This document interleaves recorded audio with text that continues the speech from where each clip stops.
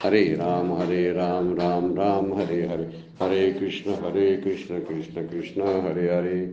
ब्रह्मानंदं परमसुखदं केवलं ज्ञानमूर्तिं द्वन्द्वातीतं गगनसदृशं तत्त्वमस्यादिलक्ष्यम् एकं नित्यं विमलम् अचलं सर्वधी साक्षिभूतं भावातीतं त्रिगुणरहितं सद्गुरुं तं नमामि।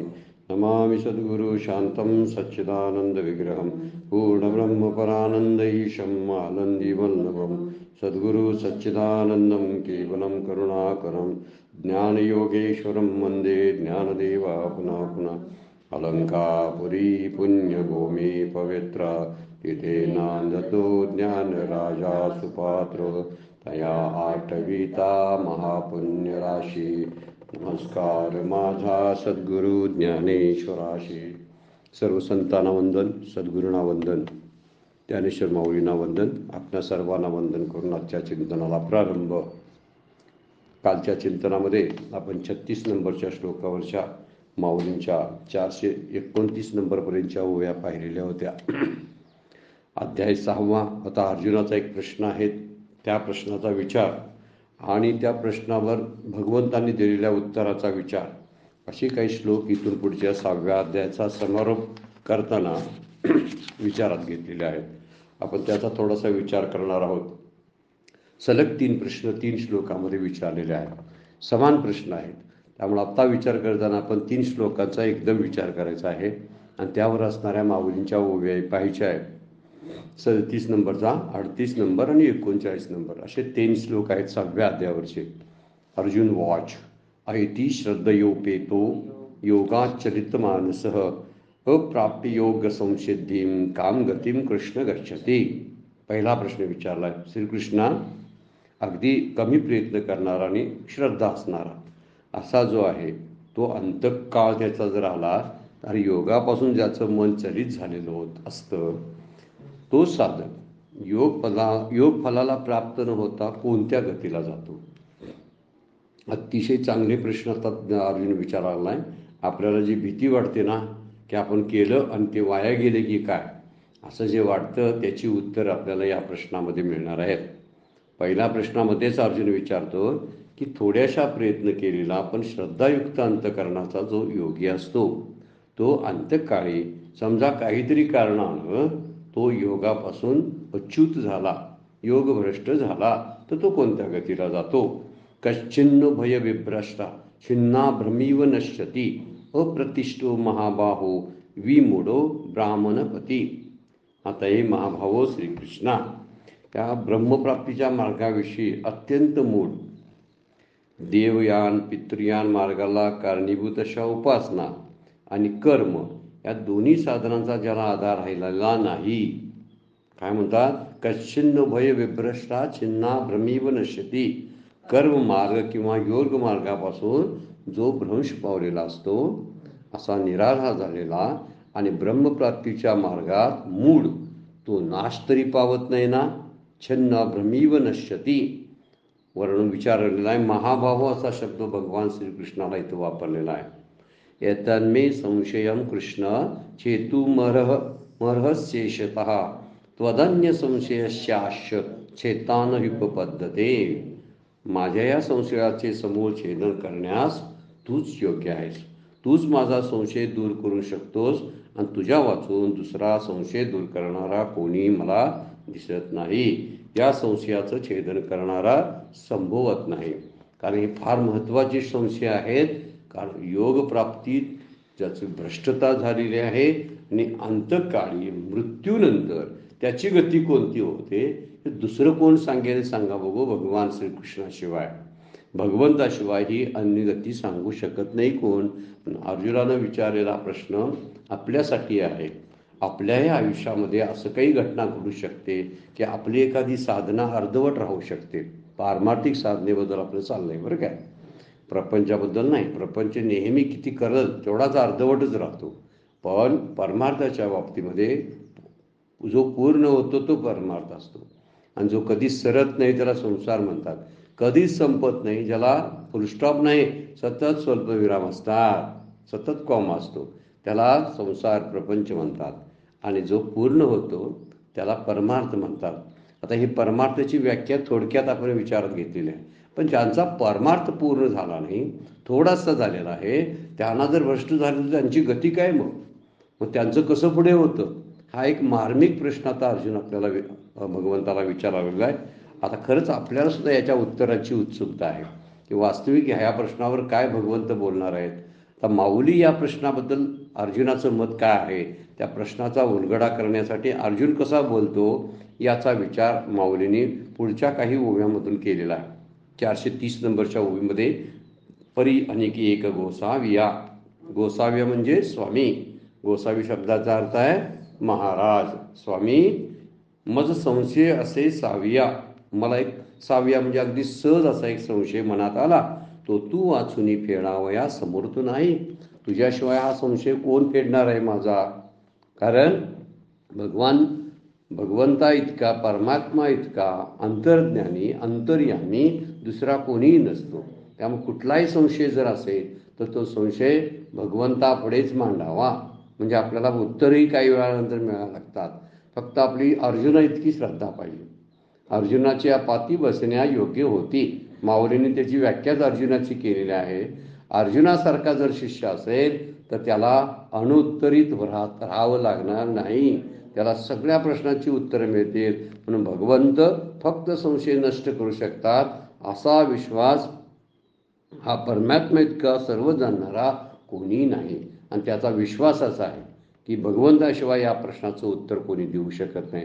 फार मजेदार असं आणि अर्जुनाचं काही स्वभाव वैशिष्ट्य यातून दिसून येतात बघा. अनेक एक गोसाव्या मज संशय असे साव्या तू वाचूनी. म्हणजे अन्य कुणाचाही विचार तो करत नाही बरं काय अर्जुन. तू वाचून फेडावया दुसरा कोणी समर्थ नाही.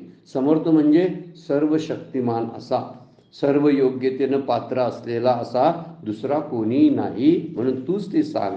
यातून एक गोष्ट स्वभाव वैशिष्ट्य अर्जुनाचा आपल्याला दिसून येतं की संशय समूळ जावा अशी त्याची इच्छा आहे. मात्र नाहीतर त्यांना हा प्रश्नच विचारला नसता. त्याला जी काकुळतीला आलेला आहे कारण त्याला मुक्ती हवी आहे. आपण हा मुद्दा जो आहे आणि हा स्वभाव जो आहे तो आपल्यामध्ये जर उतरला तर निश्चितच आपल्याला सुद्धा गीता सांगणारा आणि आपला मोह नष्ट करणारा कोणतरी भेटेल. कधी जर अशी तळमळ आणि काकुळती अर्जुनासारखी आपल्यात आली तर किती काकुळतीला येऊन तो विचारतोय बघा. कारण त्याला मुक्ती हवी आहे. दुसरी गोष्ट त्यामध्ये आहे बघा, त्यानं आपलं संशय किंवा प्रश्न शंका दाबून ठेवलेल्या नाहीत. मनमोकळेपणानं तो प्रश्न विचारतोय. आपण असं सद्गुरूंना मनमोकळेपणानं प्रश्न विचारतो का? किंवा भगवंताला असं विचारतोय का मला या प्रश्नाचं उत्तर मिळालं पाहिजे, उत्तर मिळायला पाहिजे असे तरी प्रश्न आपले असतात का? काय सहज विचारायचे म्हणून विचारलेले असतात.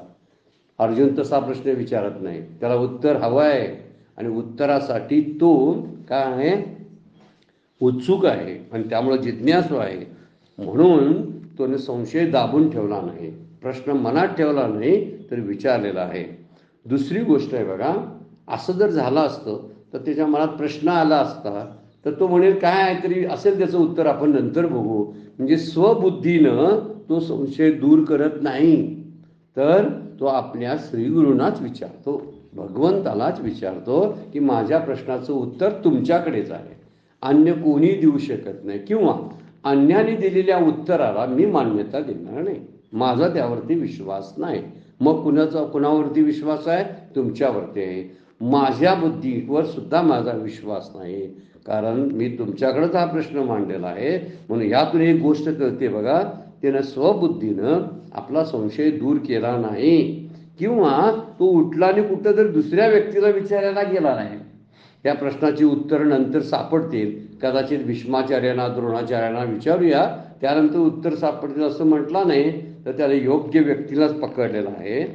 चौथी गोष्ट अशी आहे, त्याला आपल्या मोक्षाची चिंता आहे बरं काय, की मला या योग मार्गाच्या द्वारे हळूहळू पुढं जायचं आहे. जरा जरी संशय राहिला तर मनातल्या संशयामुळं आपल्या साधनेमध्ये प्रगती साधता येणार नाही आणि म्हणून मला संशयात हात पिळून घ्यायलाच पाहिजे. किती भगवंतावरती प्रेम आणि विश्वास आहे बघा. म्हणून भगवंतावर पूर्ण श्रद्धा, ह्या श्रद्धेपोटीच ती शंका त्यांनाच विचारतात कारण भगवंत सर्वज्ञ आहे, सर्व शक्तिमान आहे अशी त्याची खात्री आहे.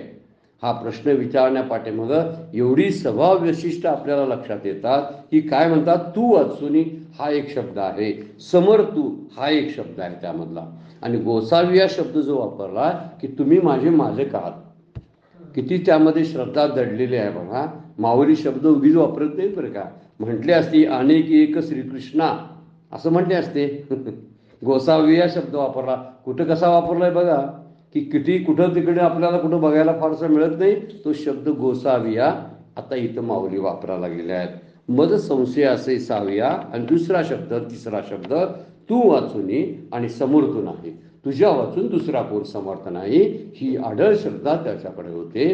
आणि म्हणून खरंच आम्हाला जर अशी मुक्तीची मोक्षाची तळमळ जर लागले तर आपला संशय फेडायला सुद्धा भगवंत येतील, माऊली येतील, श्रीगुरूंच्या रूपानं ती येतील.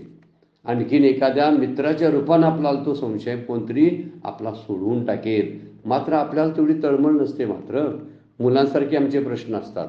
मुलं कशी प्रश्न विचारतात, प्रश्नावर प्रश्न विचारतात, त्यांना उत्तराची अपेक्षा नसते. उत्तर द्या नाहीतर नाही द्या, दिलं तर ते ऐकत नाही दिलं तर पुन्हा विचारत नाही. छोटी मुलं बरेचसे प्रश्न विचारतात, हे काय ते काय असं काय, आता इकडे कुठं तिकडे कुठं असा प्रश्न विचारत असतात मुलं. पण त्या मुलांना प्रश्नाच्या उत्तराची अपेक्षाच नसते.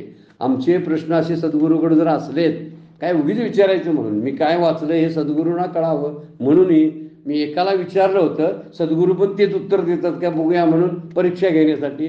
असेही काही मंडळी उत्तर प्रश्न विचारणारे आहेत.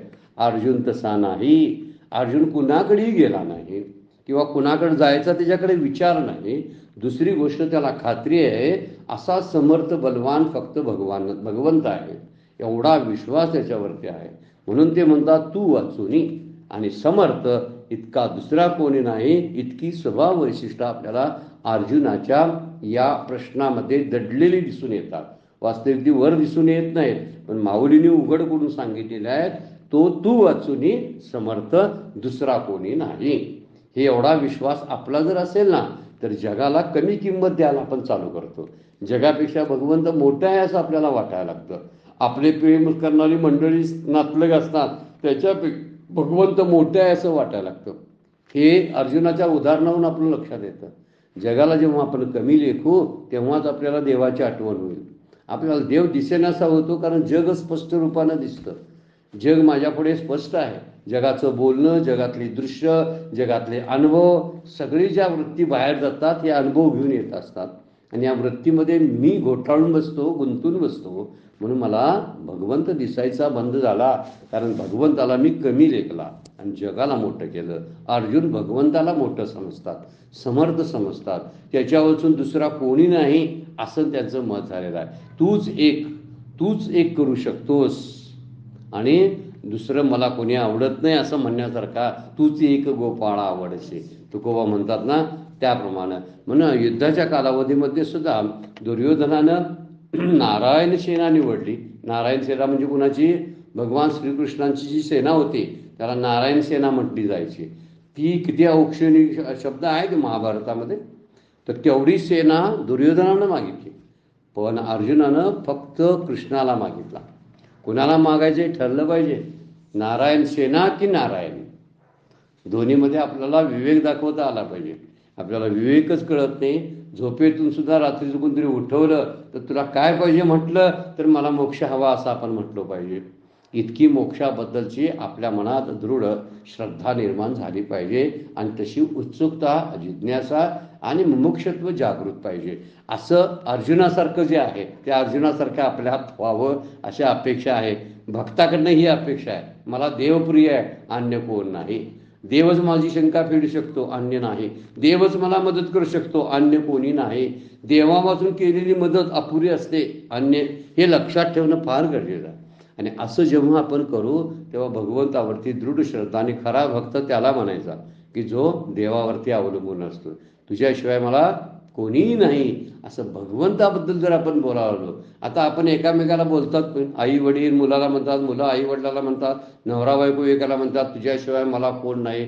वास्तविक त्याला वास्तविकता माहीत नसते म्हणून तो बोलत असतो. म्हणून माऊली म्हणतात परी आणिक एक गोसाविया मद संशय असे साविया तो तू वाचुनी फेडावया समर्थ नाही म्हणून सांगे श्री गोविंदा. काय शब्द वापरतात माऊली बघा. आपण अर्थाकडे जातोयच, पण शब्द कसे वापरतात भगवंताच्या अर्जुनाच्या मुखात घातलेले आहेत. गोसावी घातला, आता गोविंदा श्री गोविंदा म्हणून सांगे गोविंदा कवन एक मोक्षपदा झोंबत होता श्रद्धा उपाय विना. उपाय विना नुसती श्रद्धा त्याच्याकडे आहे, प्रयत्न काय करत नाही. मला या शंकेचे समाधान करा म्हणून सांगे गोविंदा. माझी शंका अशी, कोणी एक साधक श्रद्धेनं पण तीव्र उपाया वाचून, मोठा उपाय त्याच्याकडं नाही, तीव्र मुमुक्षत्व नाही, थोडंसं मुमुक्षत्व आहे पण श्रद्धा मात्र आढळ आहे, असा मोक्षस्थानाकरता जाताना प्रयत्न करीत होता. झोंबत होता श्रद्धा उपाय विना. झोंबत होता म्हणजे त्या साधनेशी एकरूप झाला होता. श्रद्धा दृढ आहे पण प्रयत्न कमी पडतात. आपल्या बाबतीत आपल्यातील काही लोकांना हे लागू पडणार आहे बघा. म्हणून आपल्यासाठी ज्ञानेश्वरी हे उपकृत असं दिशादर्शन करणारा ग्रंथ आहे, आपल्या साधनेला उपयुक्त ठरणारा ग्रंथ आहे. त्याचं कारण ते आहे की त्यात म्हणतात, असा कोण आहे की योग साधना न करता केवळ श्रद्धेने मोक्ष प्राप्ती करता प्रयत्न करत होता, तर त्याचं पुढं काय होणार आहे. म्हणजे श्रद्धा म्हणजे अभ्यास वैराग्य याशिवाय मोक्षपद अशक्य असतं. नुसती श्रद्धा असून करायची काय, त्यासाठी अभ्यास पाहिजे, त्यासाठी कडक असं वैराग्य असायला पाहिजे. त्याला कडक वैराग्यालाच काय आपण म्हणतो की तीव्र तळमळ आणि मुमुक्षत्व असायला पाहिजे. आणि अभ्यास म्हणजे त्याचा पाठलाग करण्याची तयारी आपली पाहिजे. पळत आळस सगळे टाकून देहाचा फारसा विचार न करता त्या देहाकडूनच ही साधना करून घ्यायची ज्याची तयारी आहे त्यालाच हे साधतं. त्यामुळं इथं म्हणतात नुसती श्रद्धांनी झोंबायला लागलाय तो, आणि झोंबतो आणि तो प्राप्त करण्याचा प्रयत्न करतो. श्रद्धा असतं पण अंतःकरण वश नसतं, आणि अंतःकरण ताब्यात नसल्यामुळं, मन ताब्यात नसल्यामुळे साधनेमध्ये तत्परताच राहत नाही. नुसती श्रद्धा असून काय करायची. पुढे आत्ता अगोदर सांगितलं आणि आता उलट विचार चालू झाले. श्रद्धावान लभते ज्ञानम, वर्णन पाठीमागल्या अध्यायात आलेलं आहे. कुणाला ज्ञान प्राप्त होतं, श्रद्धावानाला. पण त्याच्या पुढचे शब्द फार महत्त्वाचे आहेत भगवद्गीतेतले. त्यामध्ये म्हणतात, श्रद्धावान लभते ज्ञानम तत्परा संयती इंद्रिया. पुढे तत्पर पाहिजे, संयती इंद्रिय पाहिजे, आणि ज्ञानम लब्ध्वाम पराम शांतीम अचिरेनाधी गच्छती. ज्ञानामुळं परम शांतीचा लाभ होतो. हा पुढचा टप्पा आहे, पण श्रद्धा ही सुरुवात आहे असा त्याचा अर्थ आहे. चौथ्या अध्यायामध्ये श्रद्धेनं ज्ञान लाभते या शब्दाचा अर्थ, पुढचे काही शब्द आहेत ते पाहिले पाहिजे तत्वज्ञानाचे. श्रद्धावान लभते ज्ञानम तत्परा, श्रद्धेबरोबर तत्परता, श्रद्धेबरोबर संयती इंद्रिय म्हणजे अंतःकरणाचं वश होणं, या दोन्ही गोष्टी पाहिजेत. नुसती श्रद्धा कशी, बरं श्रद्धा नसून नुसतंच अंतःकरण ताब्यात आहे आणि आपला भाव जर नसेल ना तर काही उपयोग होत नाही. भाव हा ओलावा आहे आपल्या त्या साधनेतला. ओलावा नसेल ना तर साधनेला एक प्रकारचा कोरडेपणा येत असतो. हा कोरडेपणा काढून देण्यासाठीच भाव, श्रद्धा, प्रेम, भक्ती, उपासना हे शब्द आणि ह्या साधना फार महत्त्वाच्या मानलेल्या आहेत. आणि म्हणून इथं म्हणलेलं आहे, आत्ता नुसत्या भाव असून तरी काय करायचा. नुसत्या भावानं काय होणार नाही. भावामुळं भाबडेपणा येण्याची शक्यता आहे, भोळसटपणा येण्याची शक्यता आहे, आणि त्यामुळं फसगत होण्याची शक्यता आहे. नुसता भाव काय करतो, आपल्याला भावनाशील बनवू शकतो. भावामुळं भावनाशीलता येते, आणि भावनाशील असलेली जे असतात ते पुढे बुद्धीचा वापर न केल्यामुळं शेवटच्या टप्प्यापर्यंत जात नाहीत. हे अर्जुनाला सांगायचं आहे. म्हणून अर्जुन विचारतात की मला एक गोविंदामध्ये एक माणूस मोक्षपदापर्यंत निघालेला आहे, पण मोक्षपदापर्यंत जाताना पुरेसे उपाय त्याने केलेले नाहीत, अंतःकरण त्याचं ताब्यामध्ये नाही, साधनेमध्ये तत्परता दिसून येत नाही. मग अशा वेळी त्याचं पुढे काय होणार आहे. म्हणून त्याला विचार केलेला आहे की अंतःसमयी एखादी आसक्ती विचलित करू शकते माणसाला. इतकी सगळी साधना झालेली असते, श्रद्धा झालेली असते, पण शेवटच्या क्षणाला, शेवटचा क्षण ज्याला साधता आला त्यालाच बरोबर मुक्तीचं द्वार खुलं होत असतं. अगदी शेवटपर्यंत ज्यानं काही केलेलं नसतं, पण शेवटच्या क्षणाला त्याला जर सुचलं दैवयोगानं, तसं प्रारब्ध असेल तर त्याला समजा सुचलं आणि भगवंताचीच आठवण झाली, श्रीगुरूंच्या तत्वज्ञानाची नामाची आठवण जर शेवटच्या क्षणी झाली तर मागे काय केलं नसताना सुद्धा तो अशा मोक्षपदाला जाऊ शकतो असं शास्त्राचं सांगणं आहे. परंतु आयुष्यभर साधना केलेली आहे, पण ती साधना शेवटच्या टप्प्यात त्याला साथ दिली तरच, शेवटच्या टप्प्यात सावधानता ठेवली तरच. त्यामुळं अंतःसमयी जर आसक्ती कुठली तरी झाली आणि जर त्याचं अंतःकरण विचलित झालं तर तो त्या पदापासून ढळू शकतो.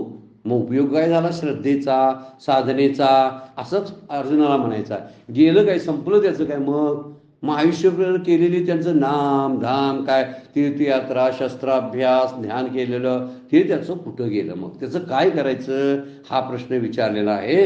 आणि त्यामुळं यानंतर काय होईल आणि म्हणून तो वर्णन करायला बघा फार सुंदर उभी आहे. इंद्रिय ग्रामोनी निघाला, अस्तेची या वाटा लागला, आत्मसिद्धीची या पुढला नगराया आवडला. कसं एक रूपक तयार केलंय बघा. इंद्रियांचं गाव आहे आणि आत्मसिद्धीचं नगर आहे. नगर म्हणजे काय? मोठं नगर आहे. मोठ्या नगरात जायचं असतं. छोटी छोटी गावं असतात. इंद्रियांची गावं छोटी छोटी आहेत. ह्या गावांना पार करून तो पुढे निघाला असं सांगायचं आहे. तो पुढच्या आत्मसाक्षात्कार रूपी गावाला येण्याकरता इंद्रिय रूपी गावाहून निघाला आणि मोक्षाच्या इच्छेच्या वाटेलाही लागलेला आहे. इच्छा पण आहे म्हणजे मुमुक्षत्व पण आहे, मुमुक्षत्व आहे आणि इच्छा पण आहे. इच्छा म्हणजेच मुमुक्षत्व, वैराग्य आहे, विवेक आहे. कारण विवेक नसता तर त्यानं मोक्षाचा रस्ताच कशाला पकडला असता? प्रपंचाच्या रस्त्याला, संसाराच्या रस्त्याला गेला असता. म्हणजे त्याच्याकडे विवेक आहे. त्यानं इकडं सगळं सोडून म्हणजे इंद्रिय ग्राम सोडलं ना, याचा अर्थ वैराग्य पण आहे. इंद्रियांची गावं ओलांडतो म्हणजे इंद्रियांना कमी लेखतो. जयाच्या ठाई पांडवा इंद्रिया काय म्हणतात? इंद्रिया मानू नाही. 4थ्या अध्यायातलीच उभी आहे की ती आता लक्षात येत नाही. जयाच्या ठाई इंद्रियाला मानू नाही, जो इंद्रियांना मानत नाही असा जो आहे तो इंद्रियांचं गाव म्हणजे साधना करता इंद्रिय ग्रामावून निघाला, साधना करत अस्तेची या वाटा लागला आणि मोक्षाच्या इच्छेच्या वाटेला लागला. आस्थेच्या वाटेला लागला म्हणजे मोक्षाच्या इच्छेच्या वाटेला लागला. म्हणजे त्यानं इंद्रियांचं गाव सोडलं तर सोडण्याची त्याची तयारी आहे ना, त्याच्याकडे त्यागाची वृत्ती आहे, वैराग्य आहे आणि म्हणून तो निघालेला. मग निघाला तर तो मोक्षालाच मिळायला पाहिजे ना, पण तसं होत नाही आणि झालं नाही तर काय करायचं असं अर्जुनाचा प्रश्न आहे. हा अर्जुन म्हणतो इंद्रियांच्या गावावरून निघाला आणि आत्मसाक्षात्काराच्या नगरात येण्यासाठी, परंतु फक्त श्रद्धेने त्यानं मार्ग पकडलेला. खरंच असणारच हा, कारण माझं श्रद्धा आहे तसं असणार. श्रद्धा आहे पण श्रद्धेबरोबरच चिंतन, तत्वज्ञानाचा विचारसुद्धा करावा लागतो. शास्त्र विचारात घ्यावं लागतं. वेदांत शास्त्र काय सांगतं याकडं महत्त्व आहे, त्याला महत्त्व आहे. म्हणून फक्त श्रद्धेने ते पकडता येत नाही. माऊलींची पुढे शब्द एक ओवी आलेली आहे. नुसती याची श्रद्धा झोंबू पाशी परमपदा, तरी ते प्रबुद्धा सोपे नाही. भगवंत सांगतात अर्जुनाला, नुसती याची श्रद्धा आणि झोंबू पाहसी परमपदा. जर मोक्षाला झोंबायला नुसत्या श्रद्धेनं गेलास तर एवढे तर नाही, तो प्रबुद्धा सोपे नाही. तरी ते प्रबुद्धा सोपे नाही. प्रबुद्धा म्हणजे अर्जुनाला शब्द वापरलेला. अर्जुना इतकं सोपं नाही बरं काय ते. तू जर नुसती श्रद्धा घेतलीस, भाव घेतलास आणि तो भाव घेऊन त्याद्वारे जर हे सोडतो म्हटलास आणि मोक्षापर्यंत पोहोचतो म्हटलास तर तुला वाटा दिसणार नाहीत. श्रद्धेमुळे कदाचित फसगत होण्याची शक्यता आहे. कदाचित. हा त्याला कारण आहे, श्रद्धेच्या पाठीमागे जे ज्ञान लागते ना ते ज्ञान पाहिजे. श्रद्धेच्या पाठीमागं अगदी विवेक आणि वैराग्याची एक आतमध्ये आधार लागतो. विवेक आणि वैराग्य नसेल ना तर नुसत्या श्रद्धेनं ते काम भागत नाही. आपल्याला फार सावध करायला लागलं माऊली बरं काय. म्हणून असेच बरेचसे लोक आहेत, माझा देव सगळं करेल, माझा देव सगळं करतो. अरे पण तो देव कोण आहे, तू कोण आहे एकदा समजावून तरी घे. काय तो करतो तो करतो तो करतो आणि नाम घेतो श्रद्धेनं, पण नाम जे तत्वज्ञानाचा ज्याला पाया नामाला आहे त्या तत्वज्ञानाप्रमाणे शास्त्राप्रमाणे नाव घेत नाही. घेतो हं, पण श्रद्धेनं घेतो. आहे माझं देव सगळं करून टाकेल असं नाही. देव करेलच करेल. तुझी श्रद्धा चांगली गोष्ट आहे, कारण श्रद्धा सहजासहजी प्राप्त करता येत नाही. एक वेळा अभ्यासानं, शास्त्राभ्यासानं इतर ज्ञानाची प्राप्ती होईल, म्हणजे टेक्निकल ज्ञानाची. पण श्रद्धा ही जी असते ना ती मूळची असावी लागते. ती आहेच पहिल्यांदा, पण नुसत्या श्रद्धेनं भागत नाही. माऊली ते सांगतात, इंद्रियांचा निग्रह केला पण पुढे जाताना फक्त श्रद्धेचाच मार्ग यानं पकडलेला आहे. इंद्रियांचा निग्रह केला शब्दाचा अर्थ काय? इंद्रिय ग्रामवून निघाला. म्हणजे त्यानं इंद्रियांच्या पुढे गेलाय बरं का. आणि ह्या प्रवास कसा आहे बघा, इंद्रिय, मन, बुद्धी आणि परमात्मा असा प्रवास आहे. आपण तिसऱ्या अध्यायामध्ये बघितला. त्याच्या पलीकडे त्याच्या प्रत्येकापेक्षा श्रेष्ठ आहेत. म्हणजे शरीर स्थूल आहे, शरीरापेक्षा इंद्रिय सूक्ष्म आहे, म्हणजे त्याच्यापेक्षा इंद्रियापेक्षा मन सूक्ष्म आहे, आणि मनापेक्षा बुद्धी सूक्ष्म आहे, आणि सूक्ष्मातलं सूक्ष्म काय असेल तर परमात्मा आहे. बुद्धीजवळ परमात्मा राहतो. मग किती ओलांडणं व्हायला पाहिजे. याने एकच गाव ओलांडलं. काय, कुठलं? इंद्रिय ग्रामावरून निघाला. आता नुसता इंद्रिय ग्रामावरून निघाला असेल तर मध्ये येतं मन आणि बुद्धी. त्यांचं ऐक्य साधता आलं काय तुला? नाही, कदाचित साधलं नाही या साधकानं. आणि ज्या साधकानं साधलं नाही अशी एक शंका अर्जुनाने विचारलेली आहे. हे त्याच्या बाबतीत त्याने विचारलेलं नाही. तर तो असं म्हणतो, झालं तर काय करायचं? कदाचित माझं सुद्धा होऊ शकतं की मध्येच असा अंतकाल आला आणि अंतकाळापूर्वीच माझी साधना करायची राहून गेली, जी जीवनमुक्ती प्राप्त करायची आहे ती झाली नाही, तर माझं पुढं काय होणार? हा जो मुद्दा आहे ना, हा मुद्दा फार मार्मिक असा प्रश्न अर्जुनानं विचारलेला आहे. अर्जुन पुढे काय म्हणतोय बघा, तेव्हा आत्मसिद्धी न टकेची आणि मागुते न येववेची, आईसा असतू गेला माझारीची आयुष्यवानो. अत्यंत सुंदर रूपक आता परत वापरलेला आहे बघा. परंतु तो साधक आत्मसिद्धी न टकेची म्हणजे मोक्षापर्यंत पोचलाच नाही. मागुते न येववेची, आता परत मध्ये येता येते का? इतक्या अंतरावर जाऊन परत माघारीची वाट सगळी बंद झालेली असते. तो सगळं टाकून आलेला असतो. त्याला घरादाराचा विचार नसतो. घर जर आहे की नाही माहीत पण नसतं. एवढा ते सगळं सोडून आला. वैराग्यामुळे त्याला त्यात ती इंद्रियांची सुखं जी आहेत, विषयाची सुखं आहेत, त्या सुखाकडे परत येऊसं वाटत नाही त्याला. तेवढं वैराग्य त्याच्याकडं आहे. तेवढं वैराग्य आहे त्याच्याकडं की ज्यामुळं तो पाठीमागे यायला मात्र तयार नाही. पुढे जावं म्हटलं तर काय झालं, पुन्हा संसार करायचा वाटत नाही ही गोष्ट. पण मधल्या अवस्थेत त्याचा आयुष्यरूपी सूर्य जर अस्ताला गेला तर, आयुष्य भानू फार सुंदर शब्द वापरलाय बरं काय. आणि आपल्या आयुष्यामध्ये आपल्याही स्थितीत असे कदाचित येण्याची शक्यता नाकारता येत नाही. आपणही सावध राहायला पाहिजे. नाही, यासाठी सावधानता जी आहे ती अंतकाळाची आहे. पण अंतकाळी जशी मती तशी गती म्हणतात. अंतकाळामध्ये बुद्धी जशी असते तशीच आपल्याला पुढची गती प्राप्त होते. 8व्या अध्यायामध्ये आपण पाहणार आहोत. पण हे बघण्यापूर्वी त्याचा अर्थ हा आहे की आता अर्जुनाच्या प्रश्नाचा असा आहे की त्याचा जो ज्ञानसूर्य आहे, अस्तु ऐसा अस्तु म्हणजे मधल्या अवस्थेचा आयुष्यरूपी सूर्य जो आहे, हा आयुष्यरूपी जीवनरूपी सूर्य जो आहे तो जर अस्ताला गेला तर, म्हणजे त्याचा मृत्यू झाला तर. मार्मिक प्रश्न आहे, फार सुंदर प्रश्न आहे. म्हटलेलं आहे मोक्ष नाही एक, आणि परत परत येता येत नाही.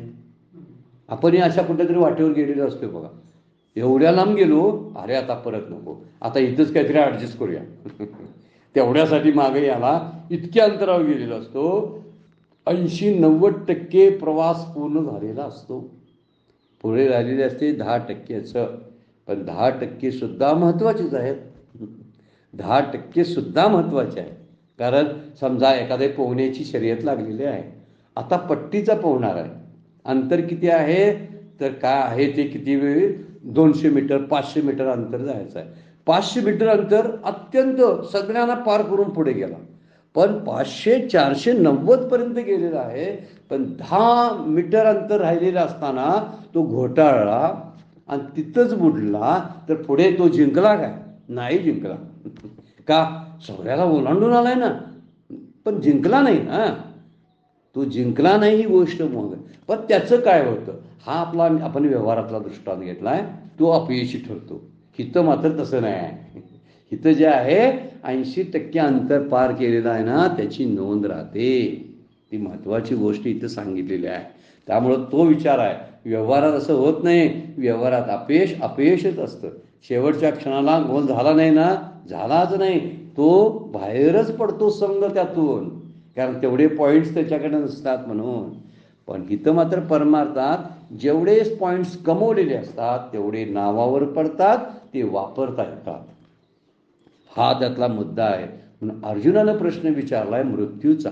जर मधीच मृत्यू झाला, आयुष्य भानू जो आहे अस्तू गेला, अस्त झाला आयुष्य भावनेचा तर म्हणजे मृत्यू पावला तर त्याचं काय होतं म्हणून विचार केला पाहिजे. आपला मार्ग जो मोक्षाचा मार्ग आहे तो मोठा आणि महत्त्वाचा आहे. जितका मार्ग ध्येय मार्ग मोठा असतो तितके अडथळे जास्त असतात. अधिक अडथळ्यांची शर्यत असते ही. अधिक अडथळे पार करून जावे लागतात. प्रत्येक वेळी नातं येतं, संबंध येतात, ममत्व असतं, आसक्तीमध्ये अडवत असते, काम क्रोधादी विकार खवळत असतात आणि काहीतरी करावं असं वाटतं. हातात काय मिळालं असं वाटायला लागतं. मी केलं ते चुकीचं केलं की काय आतापर्यंत अशी खंत मनात वाटण्याची शक्यता आहे. जितका मार्ग मोठा तितका अडथळे म्हणून काहीतरी अनपेक्षित घटना घडते. क्षोभ किंवा विक्षोभ निर्माण होतात. मध्येच काहीतरी झालं, इतकी चांगली चांगली चांगली साधना चाललेली असते आणि बायको मधीच गेली जिच्यावर प्रेम होतं आणि बायको गेली. या धक्क्यानं तो सावरतच नाही आणि मागं झालेली साधने जो तिथंच ठप्प होते आणि पुढं तो हालचालच करत नाही. इतका डिप्रेशनमध्ये जातो. आपले रोजची उदाहरण बघायला लागले बरं काय. अशी डिप्रेशनमध्ये जातो किंवा एखाद्या तरुण मुलग्याचा काहीतरी दुर्घटना होणं, पण मागची झालेल्या साधनेबरोबर त्या दुर्घटनेचा इतका परिणाम त्याच्या साधनेवर होतो, परत तो करणारच नाही म्हणतो. अशा अनेक खूप उदाहरण आहेत बरं काय. म्हणजे मला मुलगा का झाला नाही किंवा मुलगी का झाली नाही म्हणून गळ्यात घातलेली वारकऱ्यांची माळ सुद्धा एका एकाने काढून टाकलेली आहे. का? देवावर आता विश्वासच नाही, तो माझं काही करतच नाही चांगलं. मी सगळ्या लबाडांच्या संगतीला तो असतो, सज्जनाला काय महत्त्व देत नाही, तो मदत करायला येत नाही, अशी श्रद्धा डळमळू शकते काही शेवटच्या टप्प्यामध्ये. तेच सांगितलेलं आहे. अशी काहीतरी अनपेक्षित घटना घडू शकते की त्यामुळं तो घसरू शकतो. कोणतीच समस्या येणार नाही असं वाटलं होतं, पण अचानक समस्या जर आली, अगोदर मनात होतं तर तो व्यतीत होतो. अगोदर होतो मनात काय, आता काय नाही माझं सगळं आहे, पण नंतर कधीतरी मधीच काहीतरी होतं आणि त्याची साधना डळमळू शकते. यावेळी जर सद्गुरूंच्यावर त्याची श्रद्धा असेल ना तर ते सद्गुरू त्याला हात धरून वर काढू शकतात बरं काय, अशा स्थितीतून सुद्धा. पण अशी श्रद्धा असायला पाहिजे. म्हणून विषय भोगात मन गुंतण्याची शक्यता असते. जे कधीच खाल्लं नाही असं एखादं मृत्यूच्या समोरही खाऊसं वाटतं आणि आजपर्यंत पाळलेलं सगळं बुडू शकतं. किती अवघड गोष्ट आहे बघ. समजा एखाद्यानं 5-6 महिने 2 वर्ष काहीतरी आजारासंदर्भात पथ्य पाळलेलं होतं, पण ते पथ्य इतकं चांगलं पाळलं की त्याचा रोग बऱ्यापैकी बरा होत आलेला होता.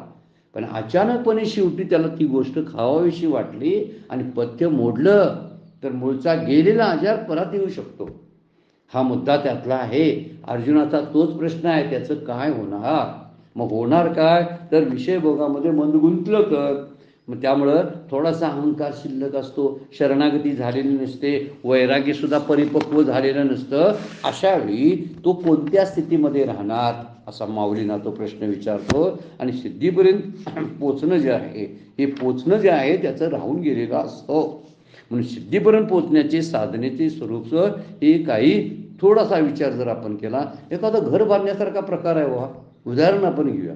घर बांधण्यासारखा प्रकार आहे. आता घर बांधणं हे म्हणजे पहिला आहे मोकळी जागा पाहिजे, पाया काढायचा, भिंती बांधायच्या, खिडक्या लावायच्या, चौकटी दारं गिलावा करायचा, फरशी घालायची, त्या घराला कलर करायचा, गृह उपयोगी सगळी भांडी कुंडी आणून साधनं सगळी ठेवायची आणि मग घराला पूर्णत्व येतं. काय नुसतंच येतं काय, नुसतं भिंती आणि छत झालं.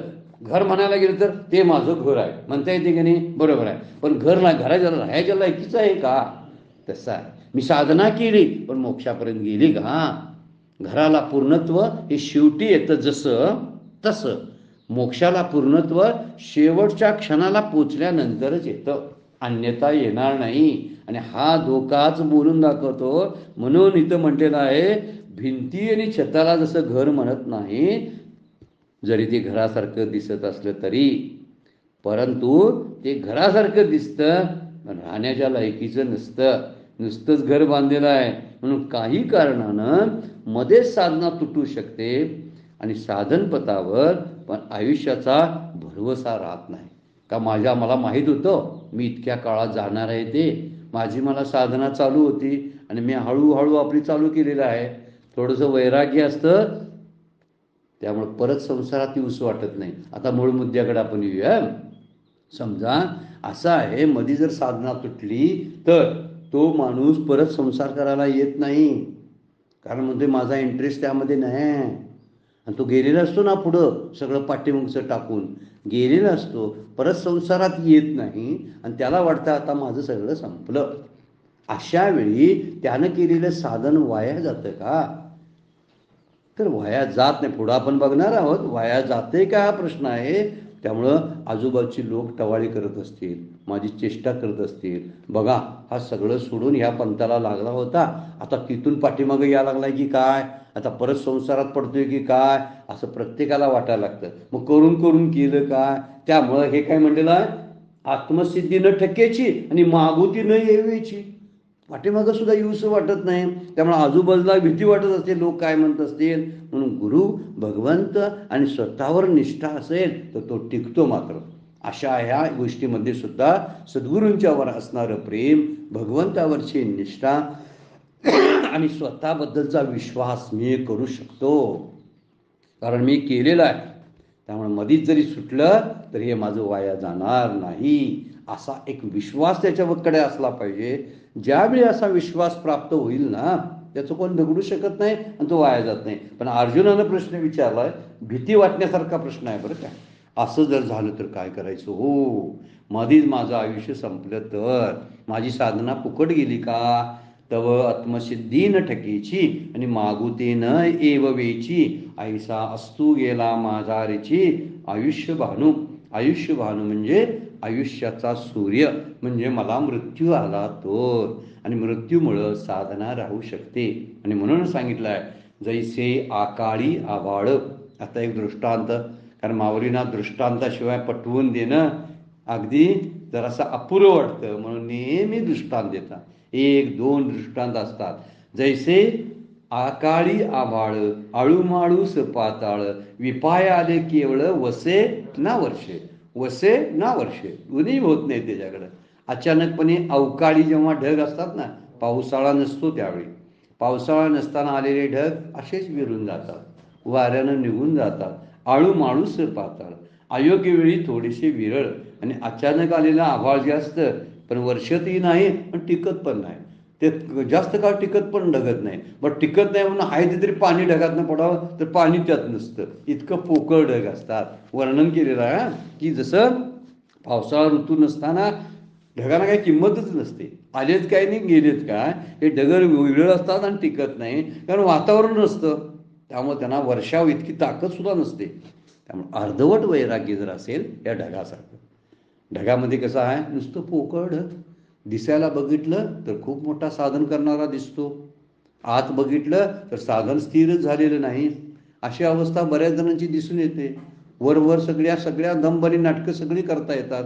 मी असा आहे आणि तसा आहे, मी चांगला आहे असं म्हणणारे लोक तयार करता येतात. आपल्या पाठीमागची लोक, हो माझा जय जयकार करणारे लोक तयार करता येतात. पण तसं स्वतःला तयार करता येणं फार गरजेचं आहे ना. लोक जर जय जयकार करणारे नसले तरी चालतील, पण आपली तयारी आतली झाली पाहिजे, ही गोष्ट महत्त्वाची आहे. पण अर्धवट वैराग्यातून केलेली साधना जी आहे ती अंकुरित होत नाही, परिपक्व होत नाही, आणि विषयातील सुख वाटत नाही. अगोदर विषयात सुख नसते ना, त्यामुळं शांती सुखरूपता सुद्धा लाभत नाही. पाऊस पडत नाही म्हणजे काय, शांती आणि सुखरूपता लागत नाही. विरळ ढग म्हणजे काय, अपरिपक्व वैराग्य.